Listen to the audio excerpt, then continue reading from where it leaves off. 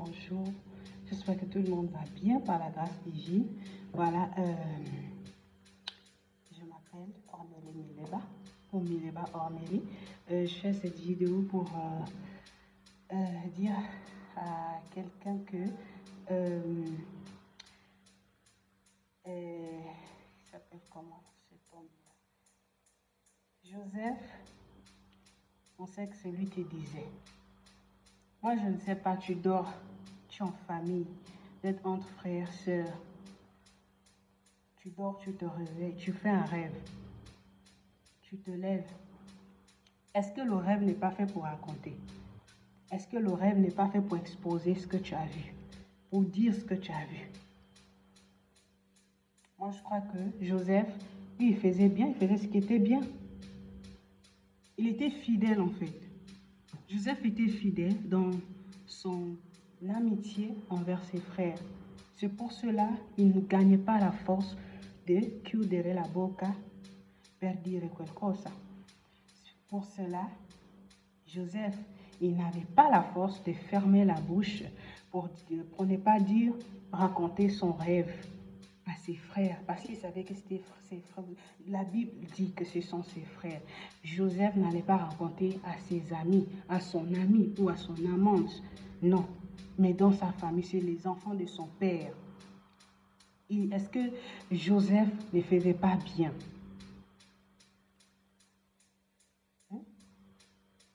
Est-ce que Joseph ne faisait pas bien? C'est vrai, on dit même dans la même maison, mais oh. Et encore cette manière-là de rester fidèle à Dieu chez Potiphar. Chez Potiphar. Est-ce que Joseph n'était pas fidèle? Est-ce que lorsqu'il est quitté chez sa famille, chez ses enfants, ses frères, à la façon comment on l'a maltraité, on l'a fait quitter la maison familiale, en étant chez Potiphar, Joseph a fait quoi chez Potiphar pour qu'il puisse subir ce qu'il avait subi? Il était fidèle à Dieu, n'est-ce pas? C'est la fidélité qui a fait que Joseph il subisse des choses vraiment horribles. Au point où il y a des choses qui où tu dis, oh Seigneur, mais qu'est-ce que j'ai fait? Joseph, il avait fait quoi? Joseph, c'est que Dieu m'a révélé. Son côté, c'est que Dieu n'aimait pas sur son côté-là. Parce qu'il a choisi de l'envoyer en prison. Parce que Joseph, il était trop bébé, papa, bébé chéri. Dans sa royauté, sa manière d'être fils royal, l'héritier. Et Joseph faisait voir trop bien qu'il aimait trop ces deux fils-là. De sa femme qu'il ne mettait pas au monde avant. Jacob, Esaïe, il faisait trop voir ça, ce côté-là. Même si ses frères n'aimaient pas. Mais Dieu qui fortifie les hommes, Dieu qui veut que les hommes, les garçons à la maison, ils soient des hommes qui le représentent.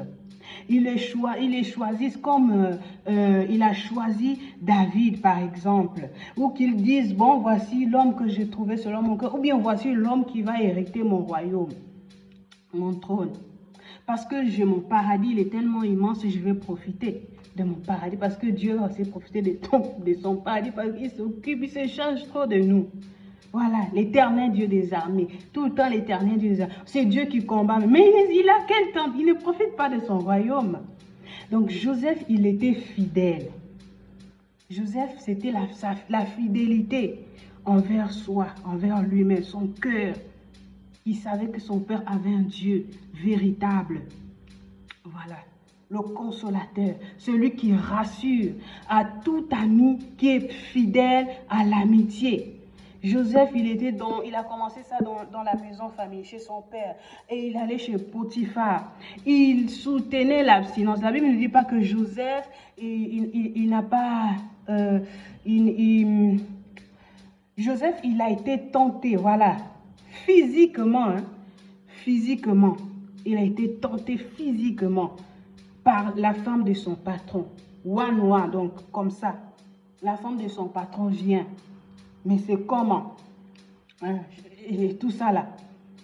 Et la Bible nous fait voir que le comportement de Joseph, c'était un bon comportement de quelqu'un qui n'est pas opportuniste.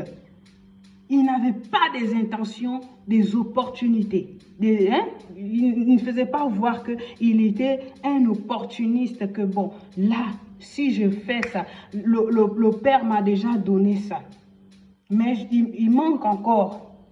Je vais céder parce qu'il y a ce que sa femme va me donner. Non, lui, il était rassasié de ce que le boss lui avait déjà donné. Potiphar l'avait déjà donné toute la responsabilité. Donc, c'est comme Dieu qui donne la responsabilité du royaume à Jésus-Christ. Et puis, il profite de son immense royaume, de ses atterrissages d'une vie. Vraiment, parce que là, il est tout le temps l'éternel Dieu des armées, celui qui combat tous nos combats.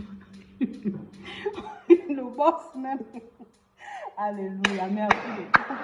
Merci pour la joie, pour le sourire, pour la paix que Dieu me donne, Seigneur. Ah, merci Jésus, merci Saint-Esprit, en faisant cette vidéo. Donc Joseph nous montre qu'il était vraiment fidèle et intimement avec Dieu, et il n'utilisait pas son intime là, son intimité là dans la fornication. Non, il n'a pas péché. Quand la femme de Potiphar est venue, elle était tellement déçue, découragée. Peut-être qu'elle faisait ça même aux hommes, aux autres ouvriers. Mais comme Joseph, il est venu avec la beauté du prince là. Il dit non, lui là. Hein? L'histoire même de Jézabel, là, ça a commencé chez la femme de Potiphar, avec chez Joseph. Elle devait tuer Joseph. Sa mission, c'était de tuer Joseph.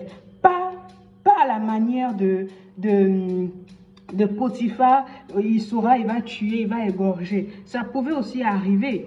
Potiphar pouvait même ordonner qu'on l'égorge, sachant que voilà, l'homme à qui il a fait confiance, il a remis toute la responsabilité de ses biens et tous ses vignes, tout ce qu'il avait, et monté sur sa femme. Oh, c'est comment? Donc, hormis cette tuerie-là, mais spirituellement, il était mort. Il devait couper sa relation avec son protecteur, avec celui qui faisait confiance, celui qui le rassurait que peu importe ce que tu vas subir ou ce que tu subis, ce que tu subiras, je vais t'élever. Regarde ton père. Tu as l'exemple de ton père qui était esclave chez son beau-père. Est-ce que vous n'êtes pas sorti là-bas riche? Est-ce que je n'ai pas augmenté les richesses de ton père? Donc, Joseph, il avait un but. Joseph, il était sur la direction de son Dieu. Peu importe ce qui pouvait arriver là, ça n'allait jamais marcher parce que son Dieu le protégeait. Pourquoi Dieu a fait ça? Parce que Dieu veut nous faire voir que Joseph est l'exemple de quelqu'un qui est fidèle, qui soutient la vie d'abstinence du début jusqu'à la fin. Du début jusqu'à la fin. À part la femme de Potiphar, il y avait des filles, il y avait des femmes. Mais est-ce qu'on a entendu que Joseph, il n'y a rien de caché. Est-ce qu'on a entendu que Joseph menait une vie comme ça double? Non. Joseph est resté fidèle, il est parti en prison. Après avoir subi les conséquences du mensonge, du refus de connaître la femme de son patron, il allait en prison. Le patron lui a mis en prison. Il est resté là-bas. La Bible dit que Joseph, il était favorisé dans cette prison-là. On ne lui demandait pas, on ne le bousculait pas, il ne subissait pas. Au contraire, il était intendant. Dieu l'a même commencé à lui montrer qu'il sera chef depuis la prison là-bas.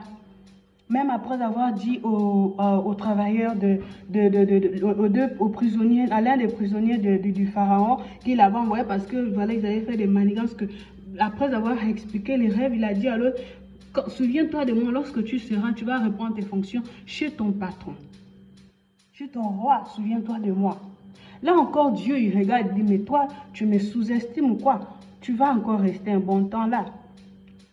Mais Joseph, malgré que Dieu le blâmait, Dieu te blâme. Il te dit, bon, comme tu as fait ça, je vais augmenter tes temps de souffrance. Dans cette épreuve-là, tu seras fidèle à moi.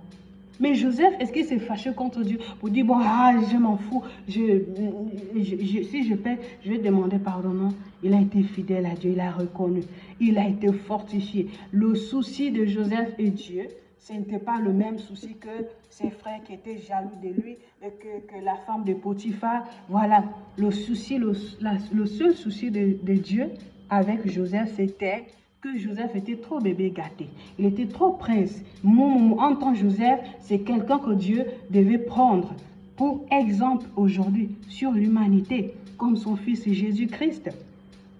Et après, on ira chez Daniel. Alléluia. Alléluia. Amen. Donc, on a l'histoire de Joseph. On va prendre la Bible.